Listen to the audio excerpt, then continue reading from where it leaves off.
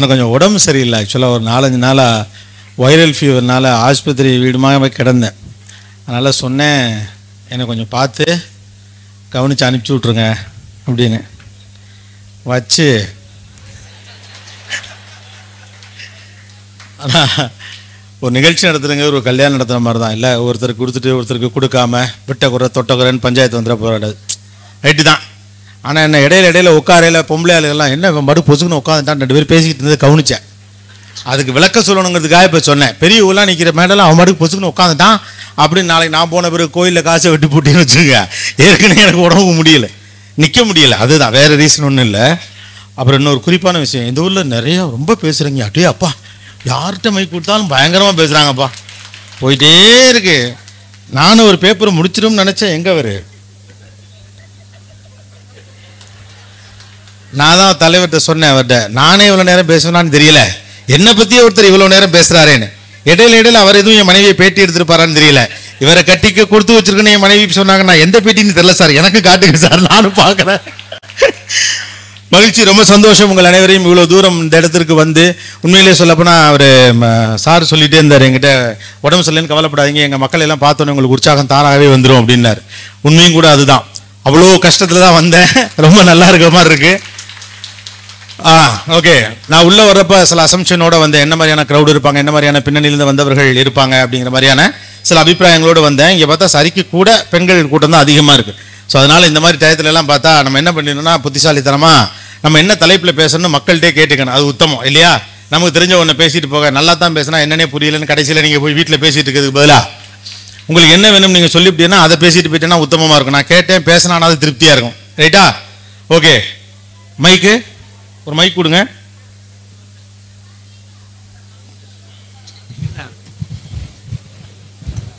இல்லை எனக்கு இல்லைண்ணே, இங்கிட்டு தான் இருக்கே. கொடுங்க அந்த பாட்டிகிட்ட கொடுங்க. ஆனால் கேமராவானுங்க நிற்க கூட இடம் இல்லாத அளவுக்கு கூட்டம்னா அடே அப்பா பரவாயில்லைங்க. ஒரு இது மாதிரி இவ்வளோ கூட்டம்லாம் நான் ஏதோ சின்ன ஊர்னு நினைச்சேன். ஊர் ஒன்றும் சின்ன ஊர் தான் போட்டுருக்கு, மக்கள் ஆர்வமாக வர்றாங்க. அதான் நல்லா பேசுறவங்க நிறைய பேர் இருக்காங்களே. அடே அப்பா, எனக்கு ரொம்ப சந்தோஷமா இருக்கிற 2 விஷயம் என்னன்னா, ரொம்ப நாள் கழிச்சு நான் ஒரு மேடையில் தொடர்ச்சியாக அழகான தமிழ் கேட்பது. மேடைகள் வந்து ரொம்ப கேஷுவலா மாறிக்கிட்டே இருக்கு. பாரதியை கோட் பண்றதா இருக்கலாம், இல்ல பெரியாரை கோட் பண்றதா, ஏதோ நிறைய பேரை கோட் பண்ணினாங்க. தொடர்ச்சியாக அழகான தமிழாக இருந்தது ஒண்ணு. 2வது அப்படியே கண்ணுக்கு லட்சணமா மங்களகரமா அப்படியே பெண்கள், இந்த ஃபர்ஸ்ட் அட்லீஸ்ட் ஒரு 25 பேரு அப்படியே பார்க்கல பளிச்சுன்னு இருக்கு. சந்தோஷம். என்ன தலைப்பு? சீக்கிரம், நேரம் கருதினாரு வேற. வணக்கம், கேட்கல. மைக்குங்க எங்க கொடுங்க. பாட்டி பாருங்க, வீட்டுக்கு எடுத்து போற ஐடியால இருந்திருக்க மாட்டிருக்கு.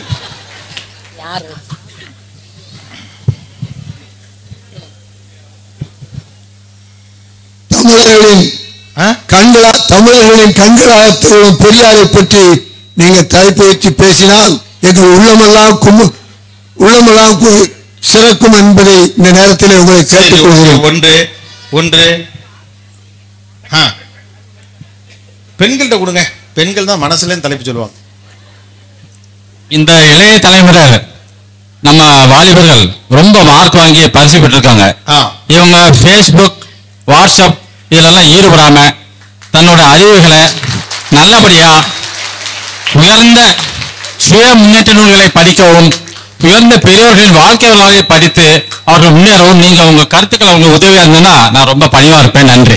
ஓகே, ஆனால் நீங்களாம் கை தட்டினதுக்காக ஃபேஸ்புக்கு வாட்ஸ்அப்லாம் யூஸ் பண்ணாதீங்கன்னு நான் சொல்ல மாட்டேன். ஃபேஸ்புக் வாட்ஸ்அப்லாம் யூஸ் பண்ணுங்க. You guys are grown adults.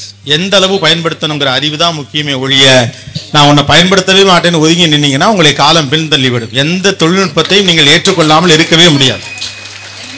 அதனால சுய புத்தி தான் முக்கியமே ஒழிய சொல் புத்தியை விட சுய புத்தி தான் முக்கியமே ஒழிய இதில் பயன்படுத்தாமல் இருக்குன்னு சொன்னால் முதல்ல அதை தான் செய்வாங்க. அவர் சொல்லலை, ப்ளீஸ் இந்த புத்தகத்தை வாங்காதீங்கன்னு ஒரு புக்கு. ஏன் பேர் இப்படி வச்சிங்கன்னு கூட கண்ணு கேட்டாப்புல என்கிட்ட. நான் சொன்னேன் நாணயமா இருந்தேன், அந்த புக்கில் ஒன்றுமே இல்லை.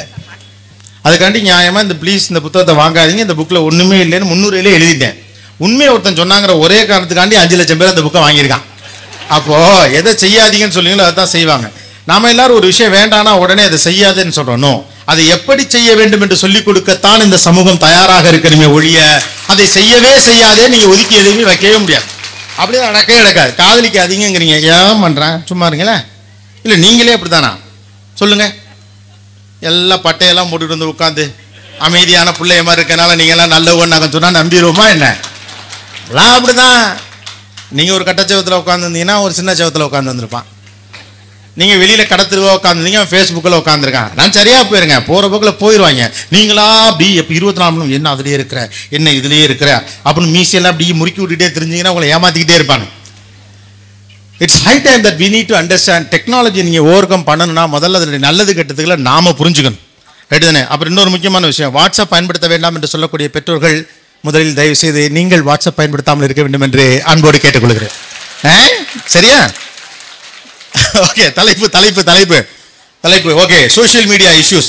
டாக்டர் சொன்னது matters because social media is becoming a big issue. அதை அட்ரஸ் பண்ணணும்னு சொல்றாரு. ஒன்று. ரெண்டாவது தலைப்பு பெண்கள் பெற்றோரின் கடமைகள். பெற்றோரின் கடமைகள். பெற்றோரின் கடமைகள். ஓகே, பெற்றோரின் கடமைகள்.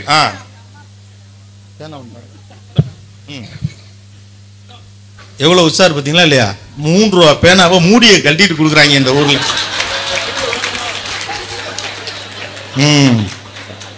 பெற்றோரின் கடமைகள். தர்றான் தருவோம். ஓகே, சோஷியல் மீடியா, பெற்றோரின் கடமைகள். தென் அப்புறம் தகப்பனாரை பேணுதல். எல்லாம் தலைப்பு மாதிரியே தெரியலையே, சொந்த பிரச்சனையா தெரியற மாதிரி இருக்கு.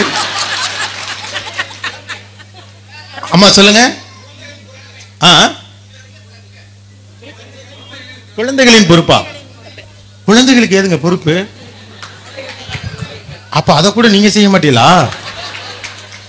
குழந்தை இந்த இளம் தலைமுறையின் பொறுப்பு அப்படி எடுத்துக்கலாமா? அதானே பார்த்தேன். குழந்தைகளே பொறுப்பா இருக்கணும்னா அப்ப நீங்க எல்லாம் என்ன செய்வீங்க? இளம் தலைமுறையின் பொறுப்பு. ஓகே. தென் 5வது 8வது பப்ளிக் எக்ஸாம் வைக்க வேண்டியது அவசியமா?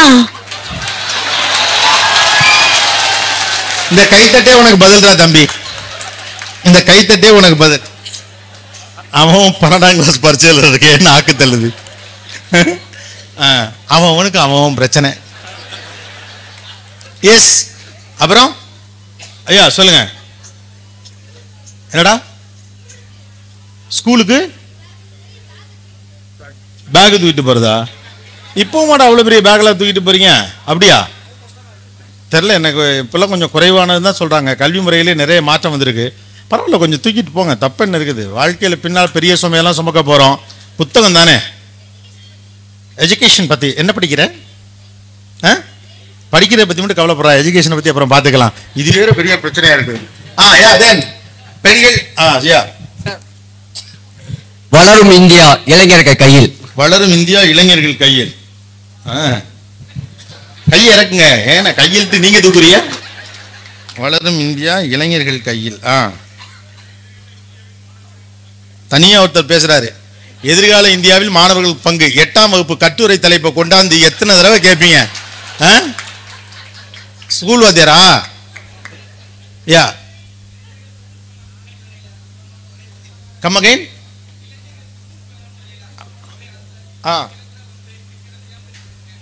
பிசினஸ் பண்ண அனுமதிக்க மாட்டேங்கிறாங்க, அதுக்கு என்ன செய்யணுங்கிறீங்க?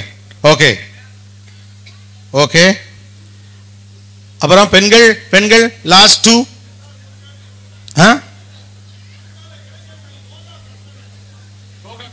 அப்படியா? சரி, ஏற்கனவே எனக்கு உடம்பு சரியில்லை.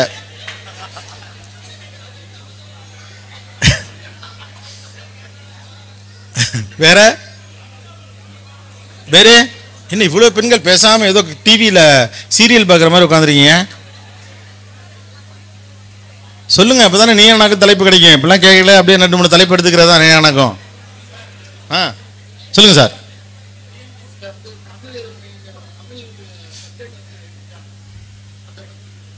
எல்லாமே அங்கிட்டு இங்கிட்டுமா இழுக்கிறீங்க. பட் நான் ட்ரை பண்றேன். டிஎன்பிஎஸ்சி தமிழ் புரியுது. அது பேசுறதுதான், அது பேசிடும்.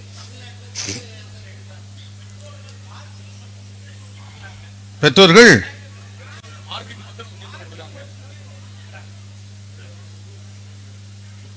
ஒரே சீரியஸா இருக்கு இந்த ஊரு. எப்படி எது சீரியஸாவா? என்ன பிரச்சனை புரியல?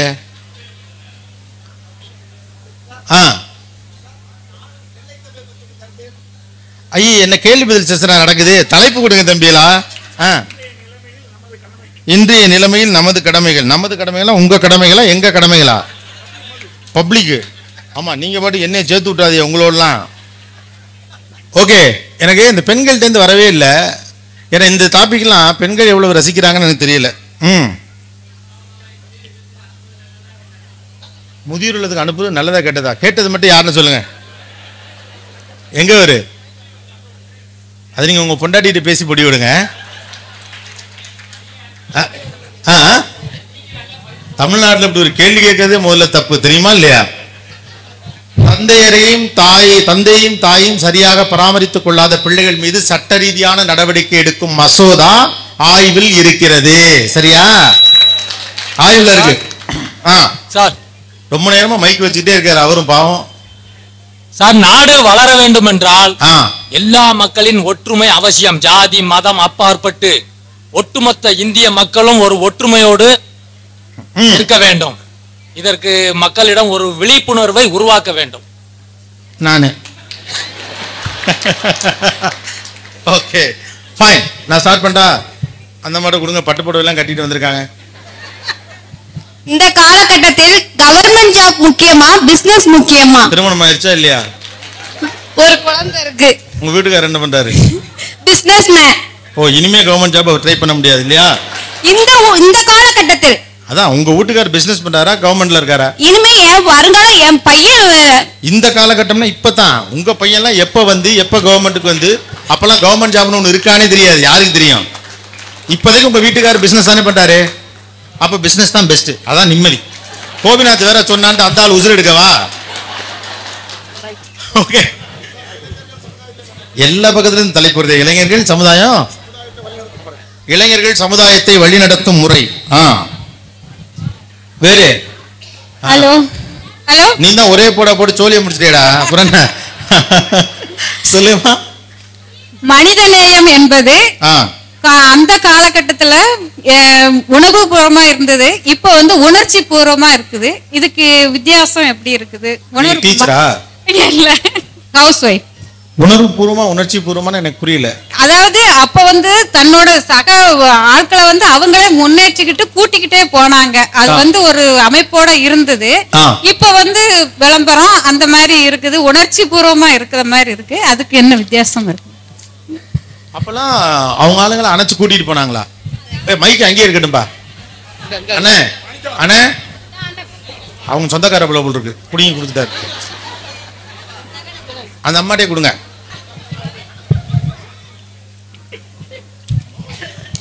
ஒத்த கண்ணாடி இல்லாம மதுரையில பத்திராம பொத்தனாப்புல கூட்டியாந்தாரு. பெரிய சாகசம். ரைட் சைடு கண்ணாடியே இல்லை. நீங்க பயப்படாம தூங்கன்ட்டாரு. சரி தூக்கத்துல போனா போகட்டும் தூங்கிட்டேன் நானும். மனிதநேயம் என்பது வளர்ந்திருக்கிறதா வளர்ச்சி அடைந்திருக்கிறதா? அப்பெல்லாம் வந்து ரொம்ப மனிதநேயத்தோட இருந்தாங்கிற மாதிரி சொல்றீங்களே, எப்படி சொல்றீங்க? அதாவது சமூகம் சார்ந்து இருக்கவங்க தன்னோட உறவுகள் கூட கூடி இருந்து அவர்களுக்கு ஒன்றுனா எல்லாருமே சேர்ந்து ஒரு துன்பத்திலையும் இன்பத்திலையும் பங்கெடுத்துக்கிட்டாங்க. எப்பன்னு அந்த ஒரு 50 வருஷம் காலத்துக்கு முன்னாடி சொன்னானே, நீங்களா தாங்க சொல்றீங்க. குடும்பம்லாம் எல்லாம் கூட்டு குடும்பமா சந்தோஷமா இருந்திருக்க வேண்டியதானே? ஏன் இந்த பாட்டி எல்லாம் அத்தை தனித்தனியா கூட்டியாந்தாங்க? அதான் இப்ப பிரிஞ்சு வந்துட்டாங்களா? இதற்கு வந்து தலைமுறை இடைவெளி காரணமா எப்படின்னு? ஓகே ஓகே வரேனா. ஏன்னா அந்த பழமையை கொண்டாடுவதில் ஒரு மகிழ்ச்சி இருக்கு நமக்கு. பாப்பாட்ட கொடுங்க. ஐயா மணி 7:30 ஆச்சே. அந்த பாப்பா சொல்லுமா. புதிய கல்விக் கொள்கை. புதிய கல்விக் கொள்கை. ஒருத்தனை சோழிய முடிக்காம விட மாட்டேனே. ஓகே, நான் எல்லாத்தையும் இதுக்குள்ள கவர் பண்ண முடியுமான்னு தெரியல. ஏன்னா ஜிக்ஸாகா நிறைய டாபிக்ஸ் இருக்குது. பட் அதுலேருந்து நான் ஒன்று என்ன இப்பதான் பெண்கள் எந்திரிக்க ஆரம்பிக்கிறாங்க. ஒரே நாடு ஒரே மொழி அப்படின்ற ஒரு கருத்து வந்து பேசப்பட்டு இருக்கு. அதை பத்தி எனக்கு ஒன்றும் பிரச்சனை இல்லைம்மா. நான் அரசியல் பேசிட்டு போன பிறகு உங்க அமைப்புக்கு எதுவும் பிரச்சனை வராதே, ரைட்டா? ஏன்னா அரசியலற்ற அமைப்புன்னாங்க. எனக்கு 2-3 விஷயம் இவங்க சொன்னதுல ரொம்ப பிடிச்சிருந்துச்சு. இதுல மெம்பரா இருக்குன்னா நீங்க எந்த ஜாதி சங்கத்திலையும் மெம்பரா இருக்கக்கூடாது அப்படின்னு. முதல்ல அது ரொம்ப அற்புதமான விஷயம். அப்பொலிட்டிக்கலா இருக்க ஒரு ஆர்கனைசேஷனுக்குள்ள நான் பேசிட்டு போய் இவனை வேற அவ்வளவு தூரத்துல இருந்து கூட்டியா இருந்தமே இவர் போய் கோயில்ல உட்காந்து அழுகவா? என்னது தேர்வும் நானும், அதை பத்தி சொல்லுங்க. தேர்வும் நானும், தேர்வும் நானும், தேர்வும் நானும். தமிழ்நாட்டோட நிலைமையை பத்தியா? இந்த சைஸ்ல ஒரு பொண்ணு எந்திரிச்சு தேர்வும் நானும்னு தலைப்பு கொடுக்கிற அளவுக்கு கொண்டு வந்துட்டாங்க நம்மள. தேர்வும் நானும். Okay. Yes, last one. Yeah sir, புத்தக வாசிப்பு பத்தி. புத்தக வாசிப்பு. ஓகே, எக்கச்சக்கமான தலைப்பு இருக்கு. அண்ணே போதும்ண்ணே, அண்ணே அண்ணே போதும் நான் ஊருக்கு போகணும். பெற்றோர்களின் கடமைகள், சோசியல் மீடியாவுடைய இம்பாக்ட், தகப்பனாரை பேணுதல், இளைஞர்களுடைய எதிர்காலம், மனிதநேயம் என்பது மாறிக்கொண்டே இருக்கிறதா, உணர்ச்சிபூர்வமாக இருக்கா இல்ல உணர்வுபூர்வமாக இருக்கிறதா, இளம் தலைமுறையுடைய பொறுப்புகள் என்னென்ன, வளரும் இந்தியாவில் இளைஞர்கள் என்ன செய்யணும், பிசினஸ்னாலே அம்மா அப்பாலாம் அலறாங்களே என்ன வரும், பெற்றோர்கள் மார்க்குக்கு மட்டும் முக்கியத்துவம் கொடுக்குறாங்க, அப்புறம் கல்வி குறித்து சில விஷயங்கள் பேசப்பட்டது, டிஎன்பிசியில் தமிழ் இல்லை அப்படிங்கிற விஷயம், புதிய கல்விக் கொள்கை அப்படின்னு பல்வேறு விஷயங்கள் பேசப்பட்டது. ஸோ ஆண்கள் பெண்கள் அதிகமாக இருக்கக்கூடிய அவை அப்படிங்கனால முதல்ல இந்த மனித நேயத்தில் நான் ஸ்டார்ட் பண்ணணும் அப்படின்னு நினைக்கிறேன். ஏன்னு கேட்டால் இன்னைக்கு பல்வேறு தலைப்புகளில் பேசப்பட்டாலும் கூட அதிகமாக பேசப்பட வேண்டிய மிக முக்கியமான விஷயமாக நான் பார்ப்பது இந்த மனிதநேயங்கிற ஒரு விஷயம்தான். ஆனால் இந்த மனிதநேயம் பற்றி பேசுகிறப்ப எல்லா நேரங்கள்லையுமே நான் ஒன்று கவனிக்கிறேன், மனிதநேயம் பொறுப்பு இது ரெண்டை பற்றி பேசுகிறப்ப முதல்ல ஒன்று பண்ணிடுறீங்க. இப்போ இருக்கக்கூடிய தலைமுறை மோசம்னு ஒரு பாயிண்ட்டை சொல்லிவிட்டு மனிதநேயம் முன்னால் நல்லா இருந்துச்சு அப்படிங்கிறீங்க. இப்போ இருக்கிறது மோசம்னு சொல்லிட்டாலே அதுக்கு முன்னால் இருக்கு நல்லா இருக்குன்னு தான் அர்த்தம். ரைட்டு தானே? எல்லா காலகட்டத்திலும் மனிதர்கள் இந்த எல்லா காலகட்டத்திலையும் மனிதநேயம் இருந்திருக்குது. ஆனால் மனிதநேயம் எப்போ மாறும் அப்படின்னு கேட்குறப்போ எது நாகரிகம்னு ஒரு மனுஷனுக்கு எப்போ தெரியுதோ அப்போ தான் மனிதநேயத்துடைய அர்த்தத்தை நம்மளால் தெளிவாக புரிஞ்சுக்க முடியும். அண்ணே வணக்கம்ண்ணே. அண்ணே அமைதியாக இருங்கன்னு சொல்கிறேன். நீங்கள் அமைதியாக இருந்தால் போதுண்ணே. நேரில் எவ்வளோ பேர் பேசினாலும் என்னால் தாங்கிக்க முடியும். சைடில் ஒருத்தர் பேசினாலும் என் காது அந்த பக்கம் வந்துடும். 15 வருஷ பழக்கம். சொல்லுங்க அப்படி திரும்பிடுவேன். அதனால லெஃப்ட் ரைட் மட்டும் யாரும் பேசாதீங்க, முன்னால் கூட உட்காந்து பேசிக்கங்க, பிரச்சனை இல்லை. அப்போ மனிதநேயம் என்பதை நம்ம எந்த இடத்துல இருந்து வச்சு பார்க்க வேண்டியிருக்கு அப்படின்னா, மனிதன் யார் அப்படிங்கிறதுல இருந்து பார்க்க வேண்டியிருக்கு. மனுஷன் யார்? ஒரு குழந்தை 7 மாதத்துல 8 மாதத்துல பிறக்கிற போது நம்ம என்ன சொல்றோம்? குறைப்பிரசவம் அப்படின்னு சொல்றோம் இல்லையா? அதனால அந்த பிள்ளைக்கு பெரிய அளவுக்கு ஆக்டிவாக இருக்க முடியல, சாதாரண பிள்ளைகளை போல அந்த பிள்ளைகளால் செயல்பட முடியல. சில நேரங்கள் அந்த குறைப்பிரசவத்தில் பிறக்கக்கூடிய குழந்தைகள் மற்ற குழந்தைகளோட ரொம்ப உற்சாகத்தோடும் துள்ளலோடும் இருக்கிறதெல்லாம் நம்ம பார்க்க முடியும். அம்மாக்களுக்கு அது கூடுதலாக தெரியும். ஆனால் நாகரிகங்கிறதுல மனிதநேயத்தை எப்படி நம்ம கொண்டாந்து கனெக்ட் பண்றோம் அப்படின்னு பார்த்தா, 8 மாசத்துல பிறக்கிற பிள்ளை மட்டும் குறைப்பிரசவம் கிடையாது. 10 மாசத்துல பிறக்கிற பிள்ளையும் குறைப்பிரசவம் தான். சில பிள்ளைங்க 10 மாசத்தை தாண்டி வயிறை பிச்சுக்கிட்டு வெளியில வந்துடுமான்னு பயந்து ஆப்ரேஷன் பண்ணி அறுத்தெடுத்த பிள்ளையும் குறைப்பிரசவம் தான். மனுஷன் எல்லாருமே குறைப்பிரசவம் தான். எவல்யூஷன் தியரி படி மனிதர்கள் எல்லோருமே குறைப்பிரசவமாகத்தான் இருக்கிறார்கள். யாருமே முழுமையான பிரசவமே கிடையாது. நாம நினைச்சுக்கிற மாதிரி. ஏன்னு பாருங்க, நீங்க கவனிச்சு பாருங்களேன், ஒரு மாடு கண்ணு போட்டுச்சுன்னு வச்சுக்கோங்க, செத்த நேரத்தில் தட்டி இப்படி நாக்கால தடவி கொடுத்து கொஞ்ச நேரத்தில் மாட்டு கண்ணுக்குட்டி எந்திரிச்சு நடந்துடும். பார்த்துருக்கீங்களா? ஒரு ஆட்டுக்குட்டி எந்திரிச்சு நடந்துடும். எல்லா விலங்குகளும் பிறந்த சிறிது நேரத்திலே எழுந்து நடக்கக்கூடிய அளவுக்கு தன்மையோடு இருக்கிறார்கள். இந்த உலகத்தில் வாழ்வதற்கான தகுதியை இயல்பாகவே அவர்கள் பெறுகிறார்கள். ஆனால் ஒரு புள்ள கிட்டத்தட்ட 1 வருஷம் வரைக்கும் அவனா தூக்கி வச்சுக்கிட்டே இருக்கணும். எப்போ தூங்கணும்னு தெரியாது, எப்போ அழுகணும்னு தெரியாது, எப்போ அது போகும்னு தெரியாது, எப்போ வரும்னு தெரியாது, பசி தெரியாது, அது தெரியாது, எல்லாத்துக்கும் அழுக மட்டும்தான் தெரியும். கிட்டத்தட்ட ஒரு நோயாளியை தூக்கி வச்சுக்கிற மாதிரி தான் நம்ம தூக்கி வச்சுக்கிட்டே சுற்றுறோம். ரைட்டு தானே? அப்போ பிறந்த எல்லா குழந்தையுமே குறைப்பிரசவம் தான். எவல்யூஷன் தியரி படி அதுதான். 4 காலில் நடக்க வேண்டிய நாம 2 காலில் நடக்க ஆரம்பிச்ச உடனே வயிற்றினுடைய அளவு என்பது பெண்ணுக்கு சுருங்கி விட்டது. இடுப்பினுடைய அளவு குறுத்து சின்னதாக மாறிடுச்சு. அப்படி மாறிய பிறகு ஒரு பெண்ணால ஒரு குழந்தையை 9-10 மாதத்திற்கு மேல வயிற்றுக்குள்ள வச்சிருக்க முடியாத நிலைமை ஏற்பட்டதுனால உடல் அமைப்பு அப்படி மாறி ஒரு குழந்தை வெளியே வருகிறது. அப்ப பிறக்கிற எல்லோருமே குறைப்பிரசவம் தான். அப்போ குறைப்பிரசவமான ஒரு மனிதன் எப்போது நாகரிகமாக மாறுகிறான்? எல்லாரும் குறைப்பிரசவம் தான். நீங்க அவன் குறைப்பிரசவம், இவன் குறைவானவன், அவன் குறைவானவன் யாரும் உங்களால சொல்ல முடியாது. நியாயப்படி கவனிச்சு பார்த்தீங்கன்னா எல்லாரும் குறைப்பிரசவம். என்ன மெஜாரிட்டி குறைப்பிரசவங்கிறதுனால அது ஒரு பிரச்சனையா நம்ம பேசுறது கிடையாது. ஒருவருக்கு பேசுவதற்கான சவால் இருக்கக்கூடிய குழந்தை என்றால் அது ஒரு குறை என்று கவனிக்கிறோம் இல்லையா? செவிமடுப்பதற்கு குறை இருக்கக்கூடிய ஒரு குழந்தை அப்படின்னா அந்த குழந்தைக்கு ஒரு குறை இருப்பதை போல நம்ம கவனிக்கிறோம். அல்லது செயல்பட முடியாத ஒரு குழந்தை இருக்கு அப்படின்னா அது ஒரு பிரச்சனையை போல நம்ம கவனிக்கிறோம். ஆனா இதை யாருமே கவனிச்சதில்லை. ஏன்னா எல்லாருமே குறைப்பிரசவம் தானே. அப்ப ஏதோ உடலாலேயே பாதிக்கப்பட்ட ஒரு குழந்தை மட்டும் குறைப்பிரசவம் நினைக்காதீங்க. நீங்கன்னா எல்லாருமே குறைப்பிரசவம் தான். யாருமே 10 மாசத்துல வெளியில வந்திருக்க கூடாது. இன்னும் சொல்ல போனா 18 மாசமோ 22 மாசமோ இருந்து வெளியில வந்திருந்தா தான் பிறந்தவனே எந்திரிச்சு ஓடக்கூடிய கெப்பாசிட்டி நமக்கு இருந்ததா தான் முழுமையான மனுஷன். அப்ப எல்லோரும் குறைப்பிரசவத்துல குறையோடு பிறந்தவன் எங்கே நாகரிகமானவனாக மாறுகிறான்? படித்தவர்கள் படிக்காதவர்கள், ஏழைகள் பணக்காரர்கள், உயர்ந்தவர்கள் தாழ்ந்தவர்கள், யாராக இருந்தாலும் ஒருவரை ஒருவர் பார்க்கும்போது கேட்கின்ற முதல் கேள்வி, பிள்ளை என்ன படிக்கிறான், எந்த பள்ளிக்கூடத்தில் படிக்கிறான், எப்படி படிக்கிறான் என்பது தானே ஒழிய எவ்வளவு பணம் வைத்திருக்கிறீர்கள் என்பது அல்ல. ஏன் அப்படி? பணத்தை தேடி ஓடிக்கொண்டிருக்கின்ற இந்த காலகட்டத்திலே பணத்தை மீறி கல்விக்கு அப்படி என்ன சிறப்பு? நம்ம எல்லாரும் இந்த கல்வியினுடைய முழுமையான பொருளை அறிந்திருக்கிறோமா என்றால் என்னை பொறுத்தவரை இல்லை என்றே சொல்வேன். ஏன் அவ்வாறு கூறுகின்றேன் என்றால், ஒரு நல்ல சிபிஎஸ்இ பள்ளியில் படிக்க வைக்கணும், நல்ல எண்ணம் தான். நீட்டு ஜேஇ எல்லாம் போய் அப்பியர் ஆகணும்னாக்கா சிபிஎஸ்இ பள்ளியில் படித்தாதான் முடியும். ஆங்கிலத்திலே பிள்ளைகள் 5 நிமிடம் 2 நிமிடம் பேசுவதை பார்த்து இந்த பெற்றோர்களுக்கு ஏற்பட்ட மகிழ்ச்சியை முகத்திலே பார்த்து நான் உள்ளபடியே வியந்து போனேன். அதுவும் மகிழ்ச்சி தான். ஏன்னா பிழைப்பதற்கு ஆங்கிலம் தேவை, எங்கே போனாலும் ஆங்கிலம் வேணும், இருவேறு கருத்துக்கு இடமே இல்லை. ஆனால் அத்துணை பெற்றோர்களுக்கும் ஒன்று சொல்லிக் கொள்கின்றேன், பிழைப்பதற்காக பிள்ளைகளுக்கு ஆங்கில பள்ளியிலே சேர்த்து படிக்க வையுங்கள், தவறில்லை. தயவு செய்து வாழ்வதற்காக தாய்மொழி தமிழை சொல்லிக் கொடுப்பதை மறந்து விடாதீர்கள். ஏன் அவ்வாறு கூறுகின்றேன் தெரியுமா? யாமறிந்த மொழிகளிலே தமிழ் மொழி போல் இனிதாவது எங்கும் காணோம். யாமறிந்த புலவரிலே கம்பனைப் போல் வள்ளுவனைப் போல் இளங்கோவைப் போல் பூமிதனில் யாங்கனுமே பிறந்ததில்லை. உண்மை, வெறும் புகழ்ச்சி இல்லை. குருடர்களாய் செவிடர்களாய் ஊமையராய் வாழுகின்றோம். சேமமுற வேண்டுமெனில் தமிழ் முழக்கம் தெருவெல்லாம் செழிக்கச் செய்வீர்னா. 381 ஆண்டுகள் பழமையான பெருமையுடைய ஹார்வர்டு யூனிவர்சிட்டியில் உலகத்தில் உள்ள 7902 மொழிகளிலே 7 மொழிகளை தேர்வு செய்கின்றார்கள். உலகிலேயே மூத்த முதல் மொழி என்று. ஒன்று சமஸ்கிருதம், ஒன்று லத்தீன், அடுத்தது கிரேக்கம், அடுத்தது சைனம், அடுத்தது பாரசீகம், அடுத்தது ஹீப்ரு, அடுத்தது தமிழ்.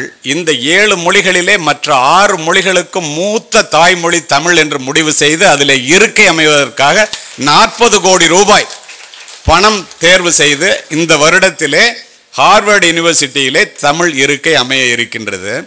உலகத்திலே, நான் உலகம் முழுவதும் சென்று உரையாற்றுபவன், உலகத்திலே 6 நாடுகள் தமிழ் மொழியை அரசு மொழியாக அங்கீகரித்திருக்கிறது. இலங்கை, மலேசியா, மொரீஷியஸ், ஆஸ்திரேலியா, கனடா, இப்படி சொல்லிக்கொண்டே போகலாம். நாம் ஏன் இந்த ஆங்கில வழியிலே நீங்கள் பிள்ளைகளை படிக்க வைப்பதை நான் தவறென்று சொல்லவில்லை. சிபிஎஸ்இ பள்ளியிலே படித்து கொண்டிருக்கின்ற உங்களுக்கு நான் பேச வரும்போது நீங்கள் தாய்மொழியான தமிழை மறந்துவிடக்கூடாது. தமிழிலே பேசுவதையும் தமிழிலே எழுதுவதையும் நீங்கள் சொல்லிக் கொடுக்கவில்லை என்றால் ஒரு மொழி அழிந்துவிடும். ஒரு மொழி அழிந்தால் அந்த இனம் அழிந்துவிடும். நமக்கு அடையாளமே நம்முடைய மொழிதான் என்பதை இந்த ஆங்கில பள்ளியிலே படிக்க வைக்கின்ற நீங்கள் பிள்ளைகளுக்கு, அமெரிக்காலங்க 2500 பேர் வாஷிங்டன் டிசியில் நான் பேசினேன். அவங்க அங்கே தமிழ் சொல்லிக் கொடுப்பதற்கு டீச்சர் இல்லைங்கிறதுனால இங்கிருந்து அமெரிக்காவிற்கு போனவர்கள் பெற்றோர்கள் டேர்ன் போட்டு சாயங்காலம் 5 மணிக்கு மேலே 7 மணி வரைக்கும் 2 மணி நேரம் ஒவ்வொருத்தரும் ஒவ்வொரு பெற்றோர் ஒவ்வொரு நாளைக்கு தமிழ் சொல்லித்தராங்க. தமிழ் கலாச்சாரத்தை சொல்லித் தருகிறார்கள். வளையல் போடுறதுலேருந்து பாவாடை சட்டை போடுறதுலேருந்து நம்மளுடைய தமிழ் கலை விட்டுவிடக்கூடாது, தமிழ் மொழி விட்டுவிடக்கூடாது என்று. அப்படி இருக்கும்போது நம்ம இந்த ஆங்கிலத்தின் மீது ஒன்று நல்லா தெரிஞ்சுக்கோங்க. ஆங்கிலம் என்பது அறிவல்ல, ஆங்கிலம் என்பது ஒரு மொழி. அதை முதல்ல நீங்கள் எல்லாரும் தெரிஞ்சுக்கணும். நல்லா படிக்க வைங்க ஆங்கிலத்தில். உலகத்தில் எங்கே போனாலும் ஆங்கிலம் வேணும். நான் உலகம் பூரா போகிறேன், ஆங்கிலத்தை வச்சுக்கிட்டு தான் போகிறேன், இல்லைன்னு சொல்லலை.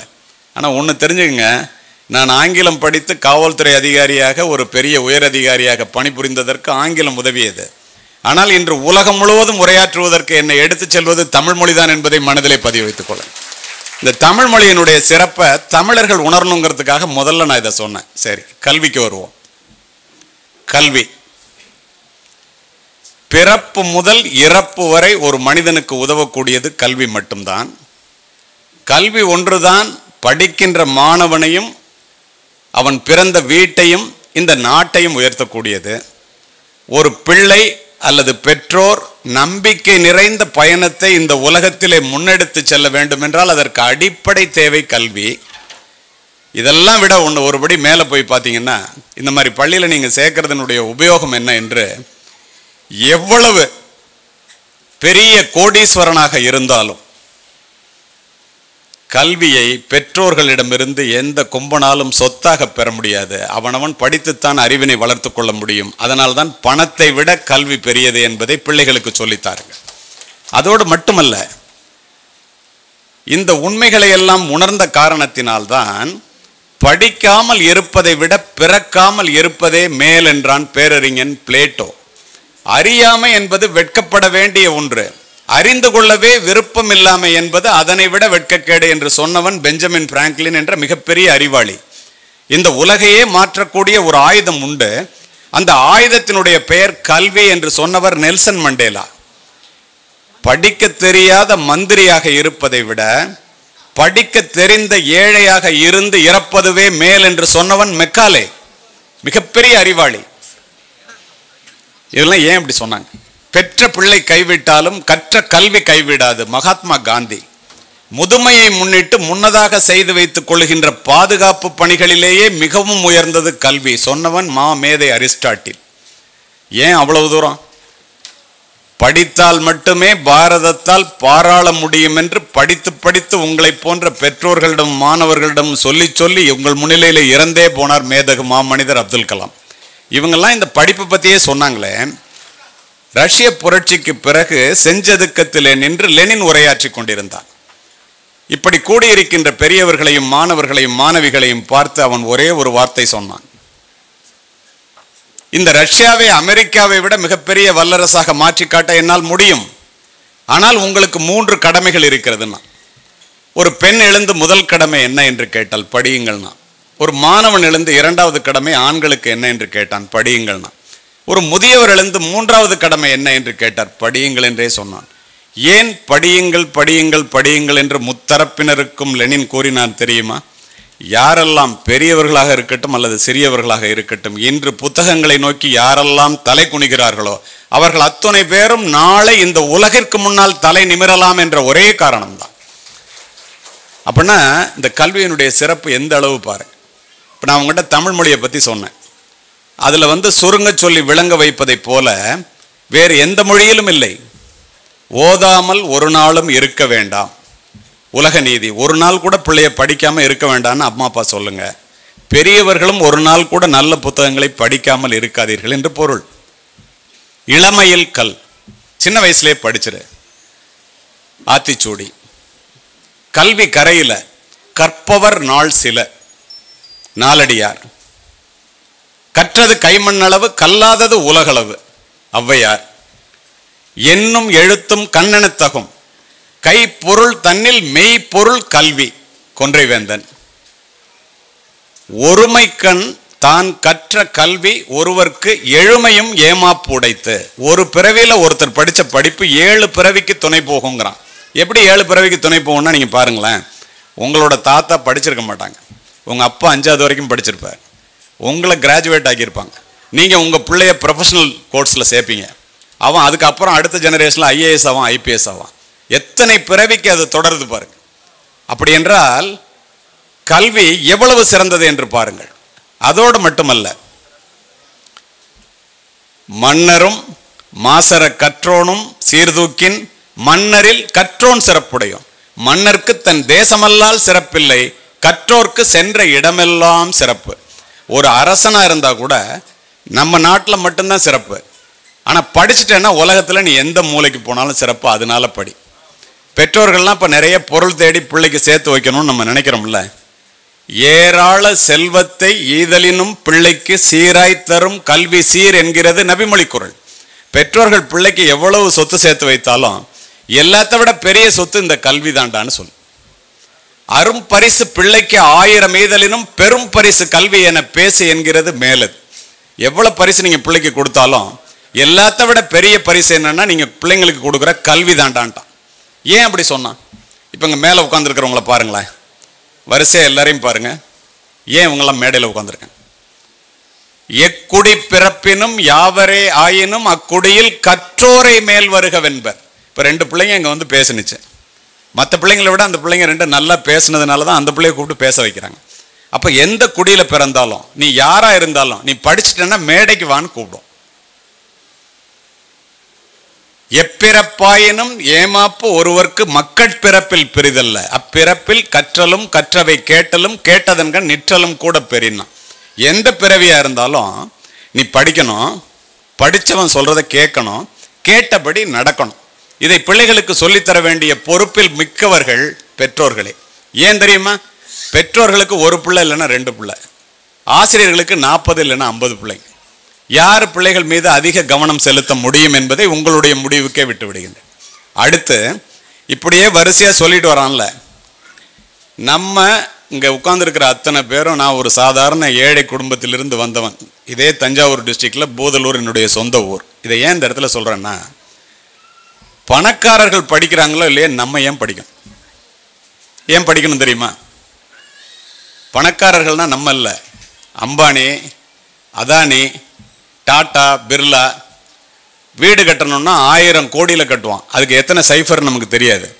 நம்மெல்லாம் ஏழை குடும்பத்திலேருந்து வந்தவங்க எல்லாருமே. அப்போ என்ன தெரியுது இதுல? பணக்காரன் படிக்கலைனாலும் நம்ம படிக்கணும். நம்ம படிக்கிறதுல என்ன பெருமை? பணக்காரர்களினுடைய மாளிகையிலே பிறக்கின்ற பிள்ளைகளினுடைய கால்களை கூட தாங்குவதற்கு தோள்கள் காத்திருக்கின்றன. ஒரு பிள்ளை பிறந்தா 4 வேலைக்காரன் தூக்கி தோல்ல வச்சுக்குவோம். நம்மை போன்ற ஏழை குடும்பத்திலே பிறக்கின்ற பிள்ளைகளினுடைய தோள்களுக்கோ சுமைகள் காத்திருக்கின்றன. அம்மா அப்பாவை பார்த்துக்கணும், தங்கச்சியை படிக்க வைக்கணும், தம்பியை கல்யாணம் பண்ணணும், நம்ம படிக்கணும், நம்ம கல்யாணம் ஆகணும், நம்ம பிள்ளைங்களுக்கு சொல்லி தரணும். இவ்வளவு கடமைகள் இருக்கு.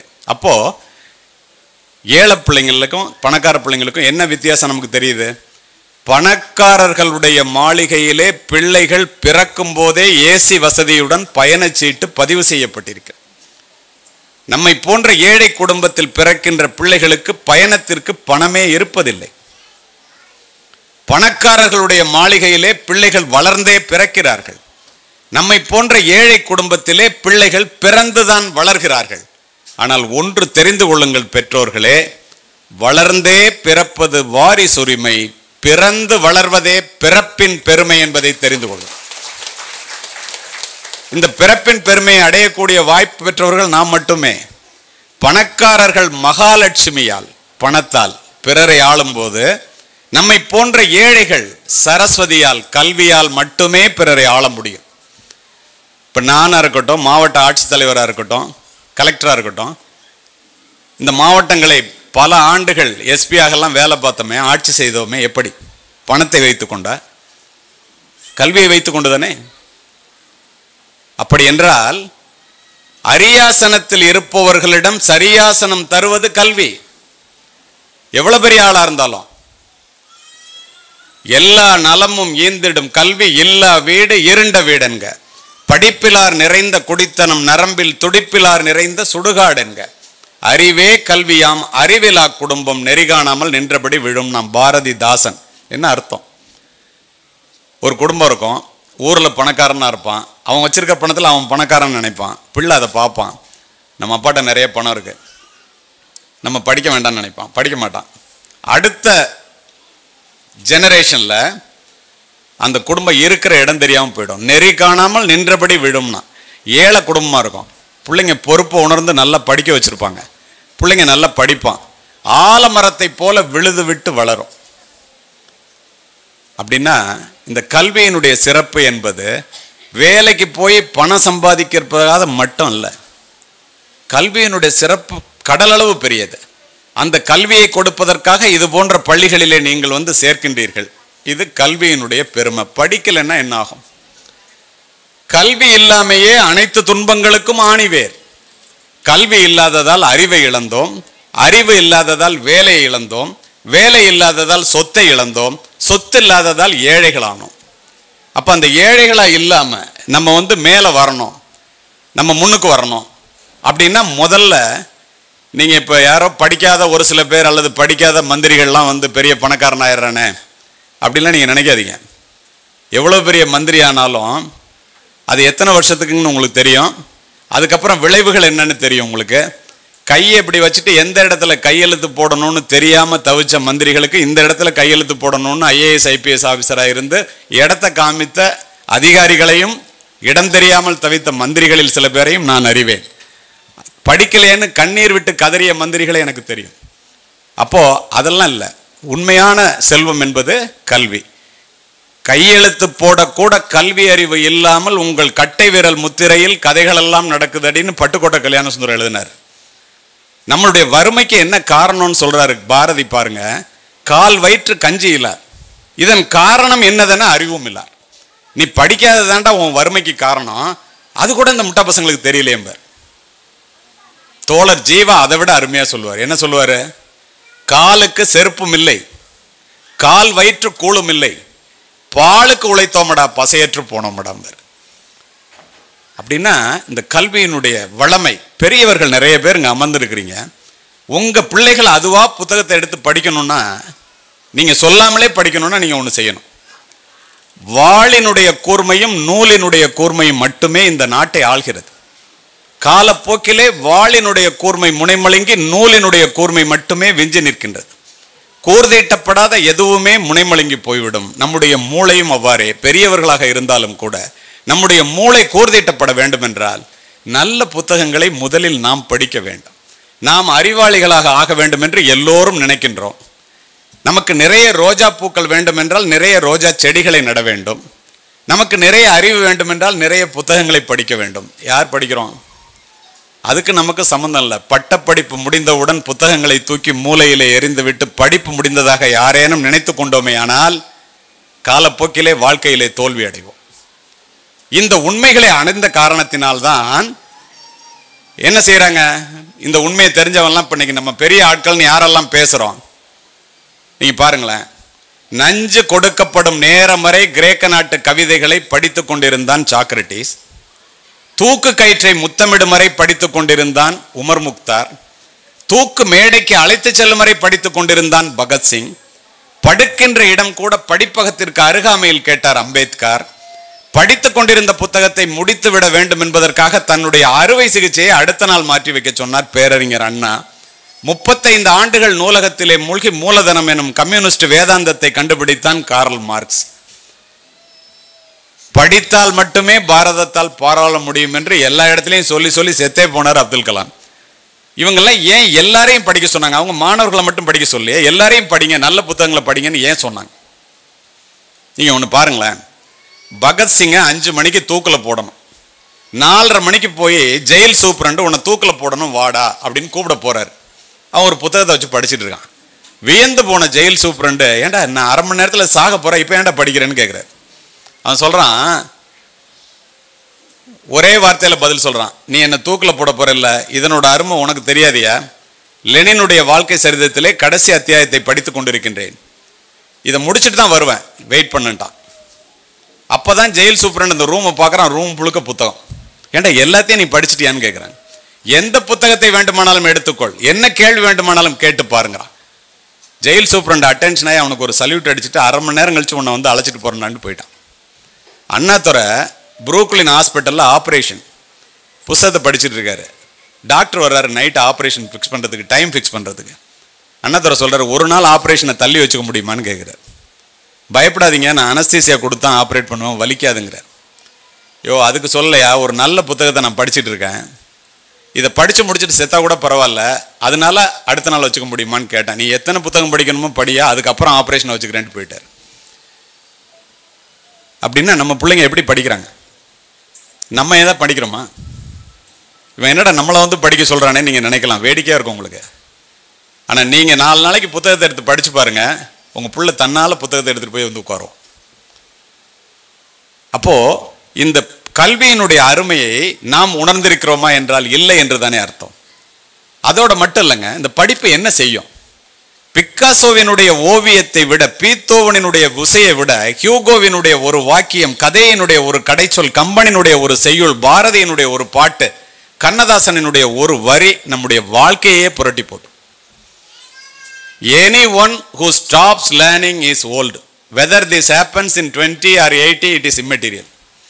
Anyone who keeps on learning not only remains young but becomes more valuable regardless of their physical capacity. அப்போ படிக்கிறவன் எவனா இருந்தாலும் அவனுக்கு என்னைக்கா இருந்தாலும் மரியாதை உண்டு. நம்ம படிச்சாதான் நம்ம பிள்ளைங்க படிக்கணும்னு தெரியும். நம்ம நல்லா படிச்சாதான் பிள்ளைங்களுக்கு சொல்லித்தர முடியும். இந்த வேலைகளில் நீங்க ஒவ்வொன்றையும் பார்த்தீங்கன்னா, இந்த கல்வி அந்த காலத்தில் உள்ளவங்கெல்லாம் பிள்ளைகளை நல்லா வளர்க்க முடிஞ்சு, எது ரைட்டு எது தப்புன்னு சொல்லி கொடுத்தாங்க. நம்மளால அது செய்ய முடியல. ஏன்னு பார்த்தீங்கன்னா, அலெக்சாண்டர் மாசிடோனியா அரண்மனையில் இராணுவ உடையோடு நின்று கொண்டிருக்கின்றான். உலகத்தை ஜெயித்த அலெக்சாண்டர். அந்த ஊரில் அவனுடைய நாட்டு மக்கள் வரிசையாக வர்றாங்க. எல்லாரும் தன்னை பார்க்க வர்றாங்கன்னு ட்ரெஸ் எல்லாம் சரி பண்ணிட்டு நிற்கிறான். ஒருத்தன் கூட இவனை பார்க்கல, எல்லாம் நேராக போகிறான். தளபதியை கூப்பிட்டு, ஏன்டா என்ன பார்க்காம எங்கே போகிறான் எல்லாருன்னு கேட்குறான். நம்ம நாட்டில் டயோஜனிஸ்ன்னு மெத்த படித்த ஒரு ஞானி இருக்கிறாரு, அவரை பார்க்க போறாங்க. நான் பார்க்கணும், அவனை போய் அழைச்சிட்டு வாங்குறாரு. தளபதி குதிரை எடுத்துட்டு போறான். நடந்த சம்பவம். போய் கூப்பிடுறான். ஏன்னு கேட்குறான். மன்னர் ஒன்று அழைச்சிட்டு வர சொன்னாருங்கிறான். எதுக்காகன்னா, நீ வந்து மன்னரை பாரு அப்படின்னா. நான் மன்னரை பார்க்கணும்னு சொல்லலையேன்னா. இல்லை, மன்னர் ஒன்றை பார்க்கணும்னு சொன்னாருங்கிறான். அப்படின்னா அவரை வர சொல்றாங்கிறான். இவன் போய் எப்படி சொல்றது? போய் சொல்றான், அரிஸ்டாட்டிலுடைய மாணவன் அலெக்சாண்டர். குதிரை எடுத்துட்டு அலெக்சாண்டரே போறான், ரொம்ப படித்தவன். போய் அவன் வீட்டில் போனால் கூரை வீட்டுக்கு முன்னால் புத்தகத்தை பிரித்து வச்சு சூரிய வெளிச்சத்தில் படிச்சுட்டு இருக்கான். தாமஸ் ஆல்வா எடிசன் பிறக்கல, பல்பெல்லாம் கண்டுபிடிக்கல. காலையில் படிச்சுட்டு இருக்கிறப்ப அந்த இடத்துல கொண்டு போய் குதிரையை நிறுத்துறான். புத்தகத்திலிருந்து கண்களை அகற்றாமல் டயோஜனிஸ், சூரிய ஒளி என்னுடைய புத்தகத்திலே பட்டு நான் படித்து கொண்டிருக்கின்றேன், குதிரையின் நிழல் மூலமாக அதை மறைக்கின்ற முட்டாளே, குதிரையை அகற்றி நிறுத்துங்கிறான். யார? அலெக்சாண்டரை. மிரண்டு போன அலெக்சாண்டர் குதிரையை நகர்த்தி நிறுத்திட்டு இறங்குறான். டயோஜனிஸ் எந்திரிக்கிறான். எதுக்காக என்ன பார்க்க வந்த, உனக்கு என்ன வேணும்னு யார்கிட்ட கேட்குறான்? உலகத்தை ஜெயித்த அலெக்சாண்டர்கிட்ட. அவன் சொல்கிறான், ஒரே ஒரு கேள்வி தான்டா, நான் உலகத்தையே ஜெயித்த அலெக்சாண்டர், நீ கூரை வீட்டில் உட்காந்துட்டு ஒரு புத்தகத்தை படிச்சுட்டு இருக்க, இங்கே இவ்வளோ மக்கள் இருக்காங்களே, என்ன பார்க்காம உன்னை பார்க்க வர்றாங்களே, ஏண்டான்னு கேட்குறான். அதுக்கு டயோஜனிஸ் சொல்கிறான், இதற்காகவா இவ்வளவு தூரம் வந்தாய்? நீ உன்னுடைய வாளின் கூர்மையினால் இந்த மண்ணை வென்றவன், நான் என்னுடைய நூலின் கூர்மையினால் என்னை வென்றவன். மண்ணை வென்ற உன்னை விடுத்து தன்னையே வென்ற என்னை பார்க்க வருகிறார்களடா முட்டாளேன். ஒரு நிமிஷம் அலெக்சாண்டர் யோசிக்கிறான். அப்ப சொல்றான், உன்னுடைய வாளின் கூர்மையினால் வாழ்க்கையை இழந்தவர்கள் கோடி பேர், என்னுடைய நூலின் கூர்மையினால் வாழ்க்கையை அடைந்தவர்கள் கோடானு கோடி பேரடா, அதனால தான் உன்னை பார்க்காம என்ன பார்க்க வர்றாங்கன்னு அலெக்சாண்டர் அட்டென்ஷன் ஆகி சல்யூட் அடிச்சுட்டு போயிட்டான். நீ தாண்டா புத்திசாலி. அப்ப நாம் எங்கே தவறுகின்றோம்? கருத்துலக பெரியவர்களினுடைய கனமான அறிவுரைகள் புத்தகங்களிலே கொட்டி கிடக்கின்றன. அவற்றை படிப்பதன் மூலமும் அதன்படி நாம் நடப்பதன் மூலமும் நம் பிள்ளைகளுக்கு சொல்லித் தருவதன் மூலம் மட்டுமே நாம் பிள்ளைகளை பெரியவர்களாக மாற்ற முடியும். சரி, இப்போ இவ்வளவு பெற்றோர்கள் இருக்கீங்க, பெற்றோர்களுக்காகவே பேசணும்னு கூப்பிட்ட இடத்துல கல்வியினுடைய அருமை பெருமைகளை நீங்கள் புரிந்து கொண்டால்தான் பெற்றோர்களுக்கு நான் சொல்லுவது உங்களுக்கு முழுமையாக அறிந்து கொள்ள முடியும் என்பதனால் இவ்வளவு நேரம் அதை சொன்னேன்.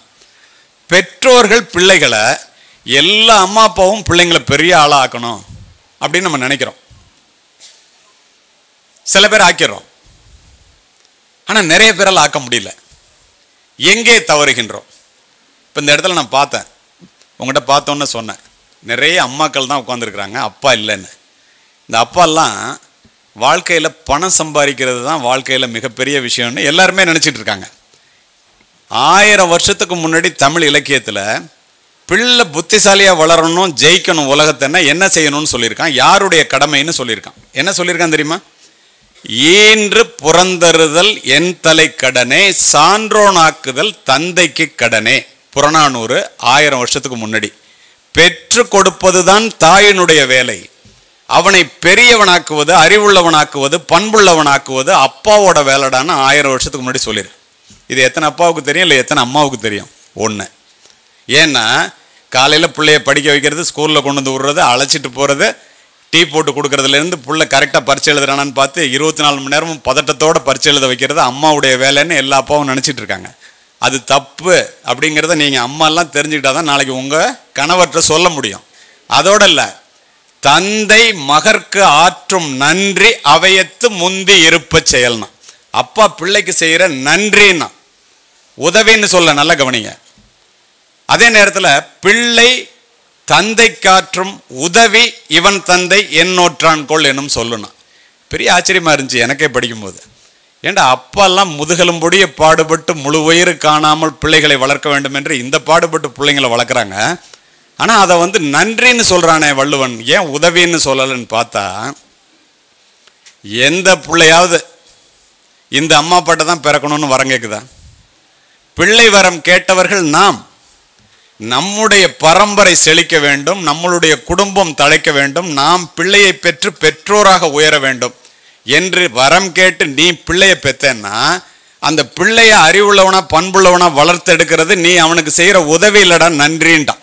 இந்த தகவல் உங்களுக்கு பிடிச்சிருந்தா லைக் பண்ணுங்க, உங்க ஃப்ரெண்ட்ஸுக்கு ஷேர் பண்ணுங்க, மறக்காம எங்க சேனலுக்கு சப்ஸ்கிரைப் பண்ணுங்க.